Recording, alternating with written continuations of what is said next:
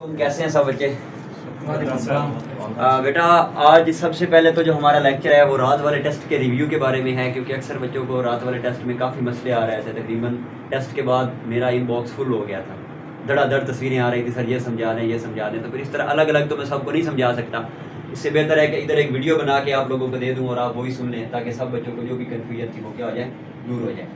तो रात वाले टेस्ट में जिस बच्चे को जो कन्फ्यूजन थी वो ज़रा मुझे बताएं और उन्हीं क्वेश्चन को सॉल्व करते हैं। आप बेफिक्र हो, ठीक है। ये रात वाले टेस्ट का रिव्यू है, ठीक है जी बच्चा। सर एक 1/2 जो क्वेश्चन था मैं बंदों का जो 1% 1/2 मेंस हैं और मेंस हैं जी मैं बता दूं। बेटा क्वेश्चन इस तरह से था कि एक गाड़ी है, उसमें पैसेंजर्स हैं 30 टोटल, ठीक है बेटा। क्वेश्चन था कि टोटल एक बस में ना 30 पैसेंजर्स हैं और उसमें से उसने बताया है हमें कि 2/3 आर मेन, ठीक है। बताएं औरतों की परसेंटेज कितनी है, परसेंटेज ऑफ वुमेन। उसने औरतों की परसेंटेज मांगी है हमसे। उसने टोटल पैसेंजर हमें बताए हैं, कितने टोटल पैसेंजर हैं हमारे पास बेटा? 30 टोटल पैसेंजर हैं और 30 में से उसने कहा है कि 2/3 are men. The number of percentage of women. पहली बात तो यह है कि परसेंटेज तो हम तब निकालेंगे जब हमें यह पता चलेगा कि औरतों की तादाद बस में है कितनी। ऐसी बात है। तो सबसे पहले हम क्या करेंगे, number of women find out करेंगे उस बस में कि 30 पैसेंजर में से औरतें हैं कितनी। उसके बाद देन हम क्या करेंगे, उसकी परसेंटेज फाइंड आउट करेंगे। तो मैंने आपको बताया था बेटा कि जब भी इस तरह का कोई सिनेरियो आता है आपने क्या करना है, इस वैल्यू को टोटल के साथ मल्टीप्लाई करना। सिंपल मतलब ये है कि 2/3 मल्टीप्लाई बाय 30। एक तो ये तरीका है। अगर आपको ये तरीका नहीं समझ में आ रहा तो इसका मतलब है ये जो वैल्यू उसने बताई है 2/3 आर मेन, इसका मतलब है कि टोटल 3 हैं, इससे 3 पार्ट हैं और 3 में से 2 पार्ट जो है ना वो मर्द हैं। अगर हम 30 को 3 हिस्सों में डिवाइड करें तो हमारे पास 10 और 10 के 3 हिस्से बनते हैं, ठीक हो गया। अगर 3 हिस्सों में से 2 हिस्से मर्द हैं, मतलब ये है कि 2 10 क्या है, इसकी तादाद टोटल कितनी हो गई 20, मतलब 20 मेन है और वुमेन की तादाद बाकी कितनी रह गई, एक पार्ट वाली वो हो गई 10। एक तो तरीका ये है हमारे पास। दूसरा तरीका 2/3 को मल्टीप्लाई कर दे 30 के साथ, 3 एक बार 3 और 3 10 बार, 10 को 2 से मल्टीप्लाई करें 20 आ गया। अब ये 2/3 हमारे पास मेल्स की तादाद है, मेन की तादाद है, ठीक है। अगर 20 हमारे पास मेन है, टोटल 30 पैसेंजर हैं, तो बताएं औरतें कितनी होगी? 10 होंगी। टोटल 30 हैं, उनमें से 20 मर्द हैं तो 10 क्या होंगी, औरतें होंगी। तो हमारे पास नंबर ऑफ वुमेन आ गए, ठीक है। अब क्वेश्चन ना 2 टाइप का था। एक में सेम क्वेश्चन था, एक में जस्ट मैंने पूछा है कि बताएं औरतें हैं कितनी बस में, परसेंटेज नहीं पूछी मैंने, उसका जवाब था 10, ठीक है। और एक क्वेश्चन था जिसमें मैंने पूछा था कि बताएं उनकी परसेंटेज कितनी है। अब हमने निकालनी है परसेंटेज।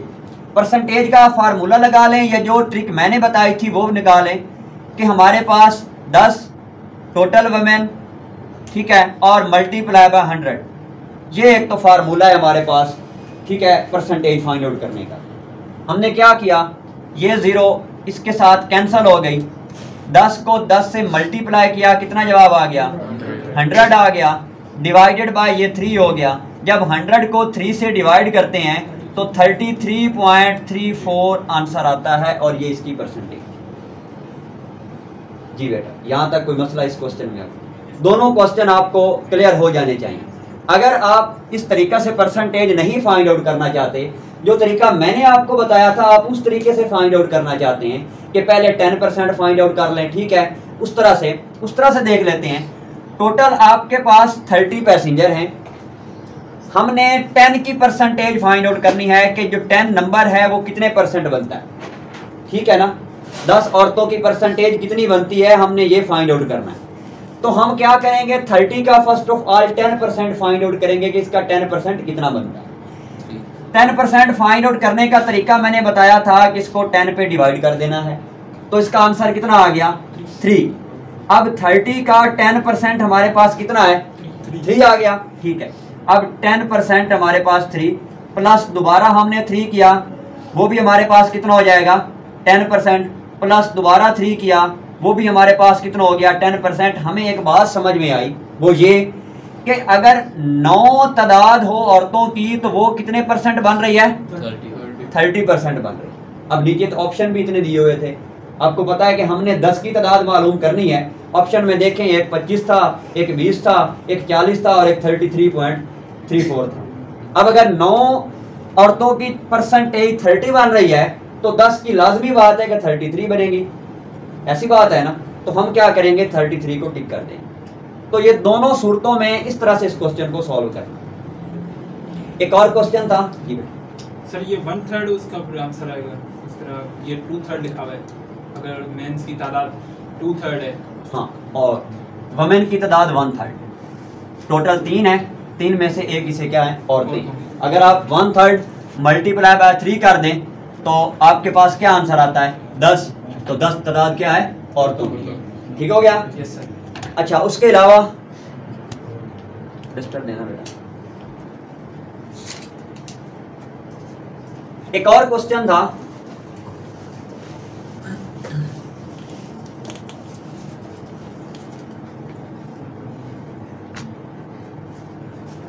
एक तो था लीप ईयर वाला, उसकी किसी को समझ नहीं आई हो तो पूछ लें।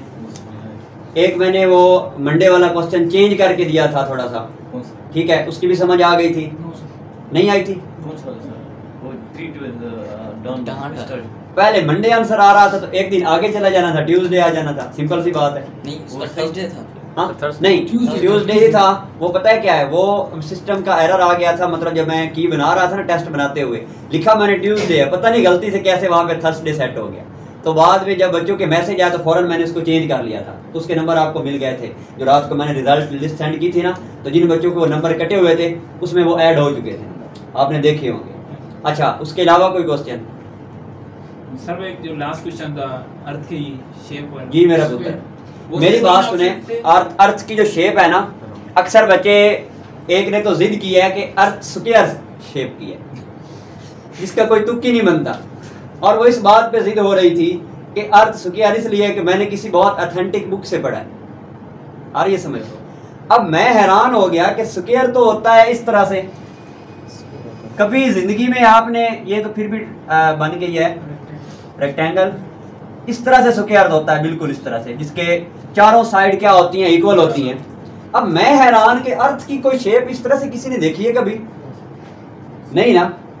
अब होता क्या है बेटा, अर्थ की जो शेप है ना, वो ना तो सर्कल टाइप है, ना तो राउंड है, ना कुछ और है, वो सफेयर लाइक है। What is sphere? Sphere shape बोलते हैं जिस तरह एक फुटबॉल की शेप होती है, बाहर से गोल है, अंदर से खाली है, ठीक है। अब फुटबॉल लाजमी नहीं अंदर से खाली हो, अंदर से भरा हुआ भी हो सकती है, कोई चीज उस टाइप की हो। आप लोग अक्सर ऑफिस में देखते हैं ग्लोब लगे होते हैं, या अर्थ की आप वैसे भी शेप तो देखते हैं। आजकल तो इंटरनेट का दौर है, गूगल मैप ओपन करें, उसको थोड़ा सा जूम आउट करें तो उस तरह से हमारे पास आ जाता है, ठीक है। तो अगर हम देखें ना, एक इस तरह से दायरा है, लेकिन ये फुटबॉल शेप है।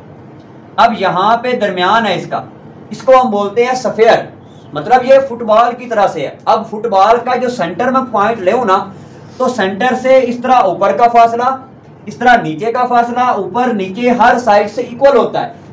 और ये समझ, एक फुटबॉल का सेंटर पॉइंट में लूं तो उस फुटबॉल से उस सेंटर का ऊपर का फासला, उस पॉइंट से नीचे का फासला, लेफ्ट राइट सारे फासले क्या होते हैं इक्वल होते हैं। तो जमीन की जो शेप है वो मेरा पुत्र सफेयर लाइक है, ठीक है। एक शेप है, एग नहीं, वो एग शेप क्या है वो मैं आपको बताता हूँ। अब कुछ बच्चे सर्कल की बात कर रहे थे, कुछ राउंड, उनकी बात क्या है, एग शेप नहीं है। मैं वो इस तरह है कि जो अर्थ है ना, ये हमारा दरमियान में सन है, सूरज है, ठीक है। अब सूरज के गिर्द मैंने आपको बताया था कि जमीन जो है ना वो घूम रही है इस तरह से। अब वो दायरा जो में जमीन घूम रही है वो ओवल टाइप का है, वो अंडे की शेप का है, एग शेप का, जिस तरह अंडा होता है ना बेजली टाइप का, इस तरह से। थोड़ा सा ऐसे करके कुछ ज़्यादा ही हो गया ये, मतलब वो अंडे की शेप का होता है।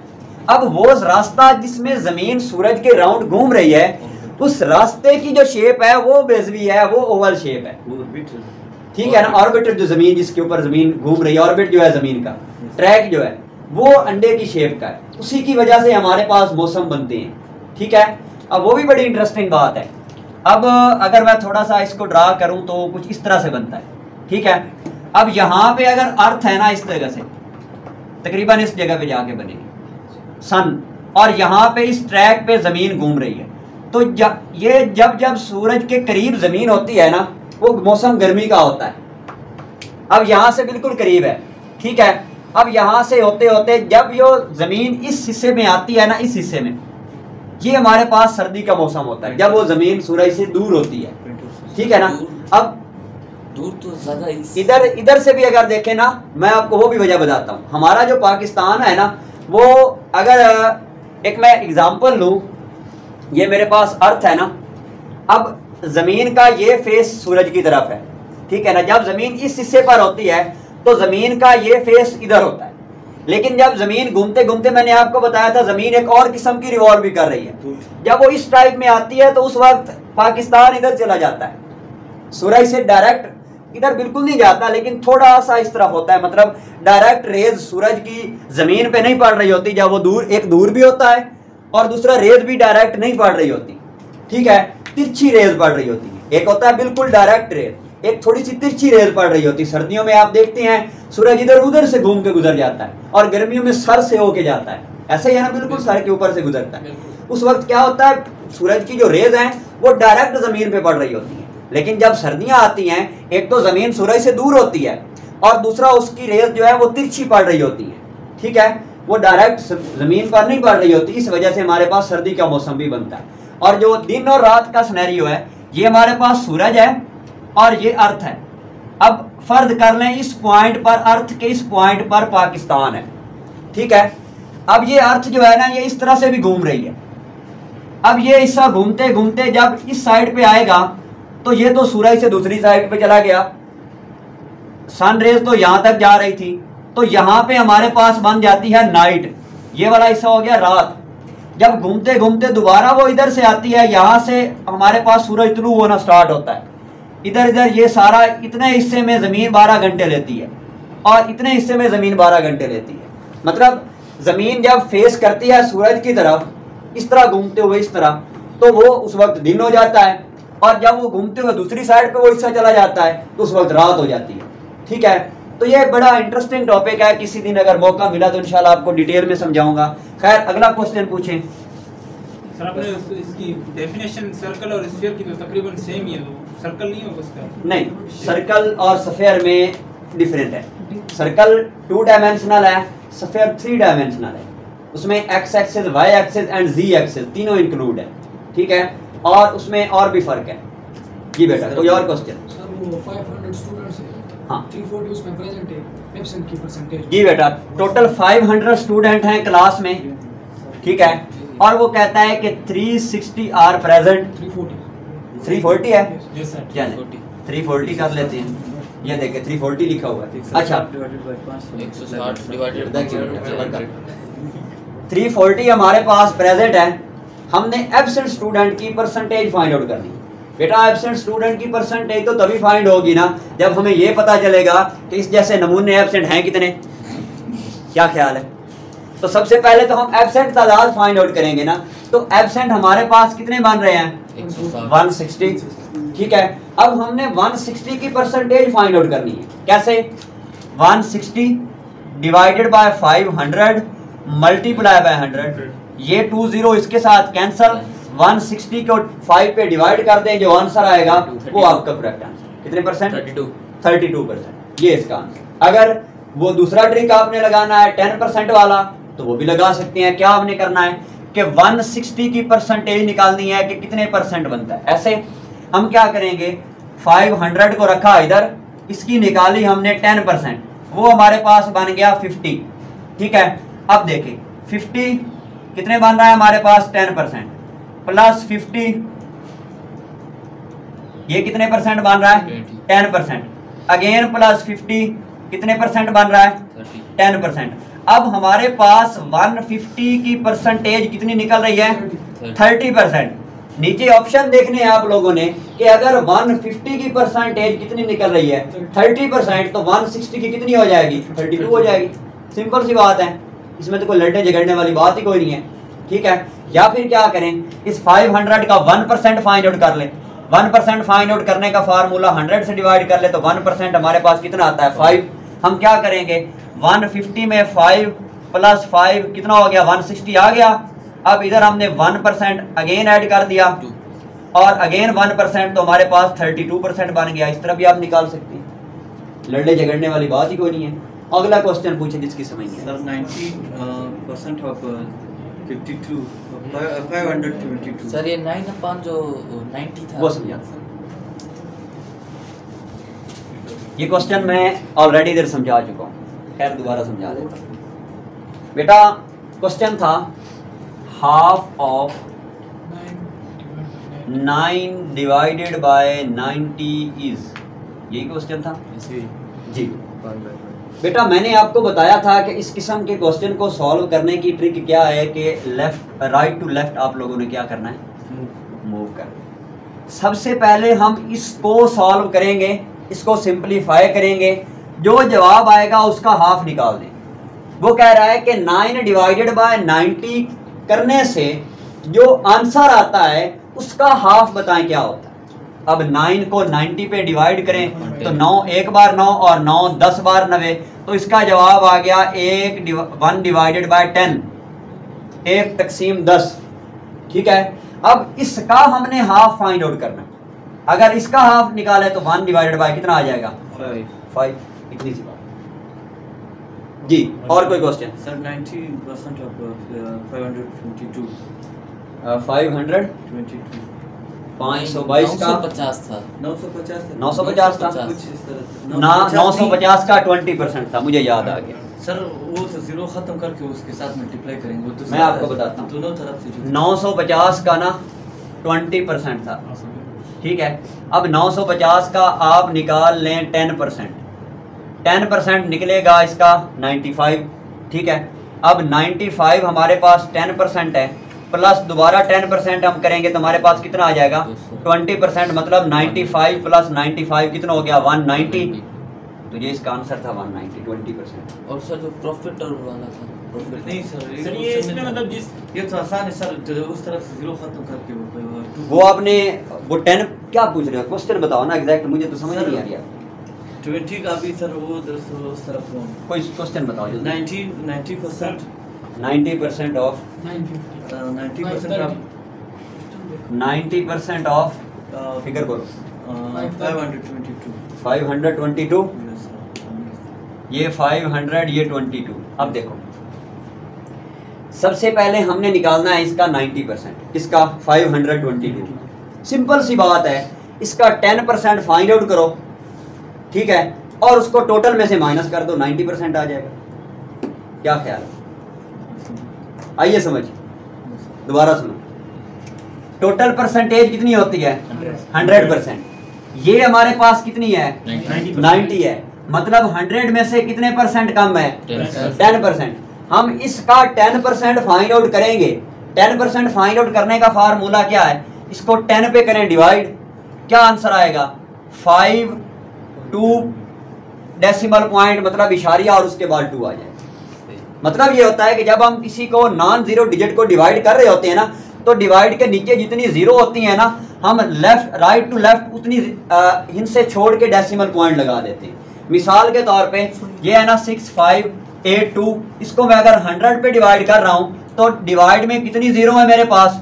2 है, तो मैं राइट टू लेफ्ट 2 डिजिट छोड़ के इसका इशारिया लगा दूंगा, तो ये इसको डिवाइड करने से यही आंसर है। आ रही है समझ? अगर मैं इसको 1000 पे डिवाइड करता हूं तो आपने 3 डिजिट को छोड़ के इधर डेसिमल पॉइंट लगा देना है, तो इसको 1000 पे डिवाइड कर लें, यही आंसर आएगा।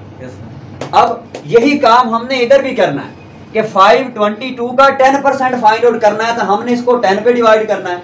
अगर 10 पे डिवाइड करेंगे तो एक डिजिट को छोड़ के हम डेसिमल पॉइंट लगा देंगे, हमारे पास 52.2% 0.2 बन रहा है, तो हमारे पास टोटल 522 है, हम इसमें से इसका 10% माइनस कर देंगे, हमारे पास 90% आ जाएगा। सर अगर 90 की जगह पर 95 आ जाए, 95 आ जाए तो इसको आप क्या करें, 2 पे डिवाइड कर लें।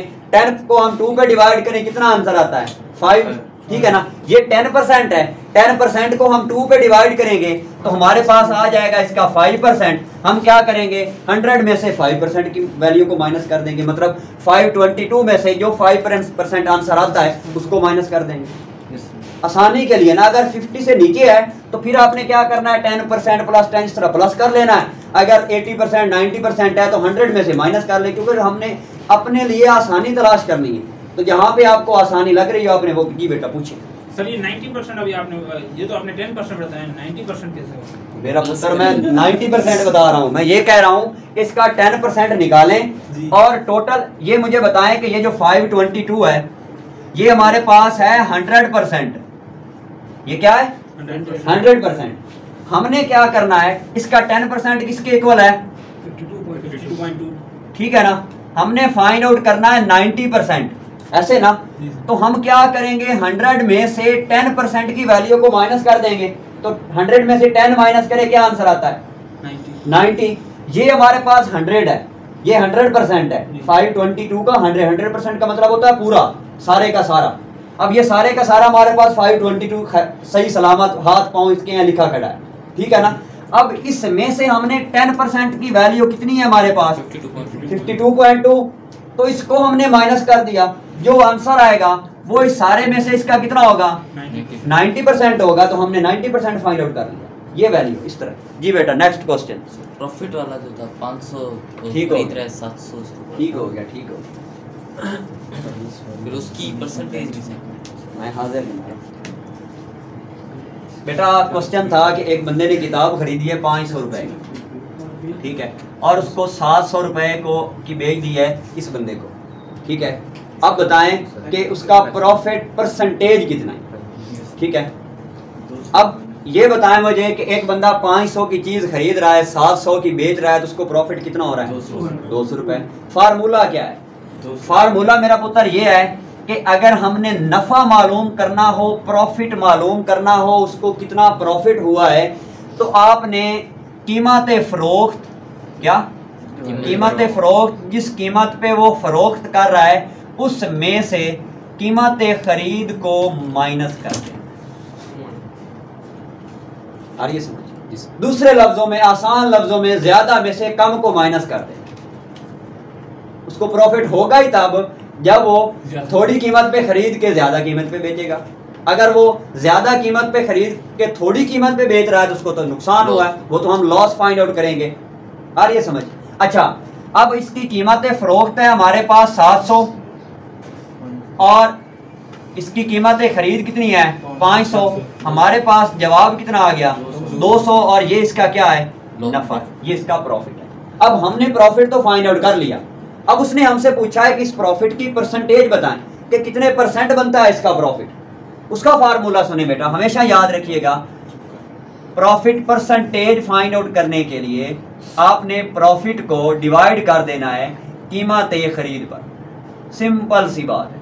क्या करना है, प्रॉफिट को डिवाइड कर देना है उसकी कीमत खरीद पर, कीमत फरोख्त पर नहीं करना, क्योंकि उसको प्रॉफिट किस में से हो रहा है कीमत खरीद पर।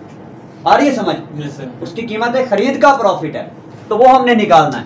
अब क्या करेंगे, 200 डिवाइडेड बाय 500 और multiply by percentage find out करने के लिए हमेशा हम किससे मल्टीप्लाई करते हैं 100 से, ठीक है। तो 100 से मल्टीप्लाई करेंगे, ये 2 इसके साथ कैंसिल हो गया, ठीक है। अब 200 को 5 से डिवाइड करें तो 40% इसका आंसर आएगा। जी कोई और क्वेश्चन? मेरे ख्याल में तो कुछ सारे ही हो गए हैं, कोई दिन वाले ही रह गए एक दो। जी पूछें, कोई और क्वेश्चन है तो पूछिए। बस पक्की गल है, क्लोज कर।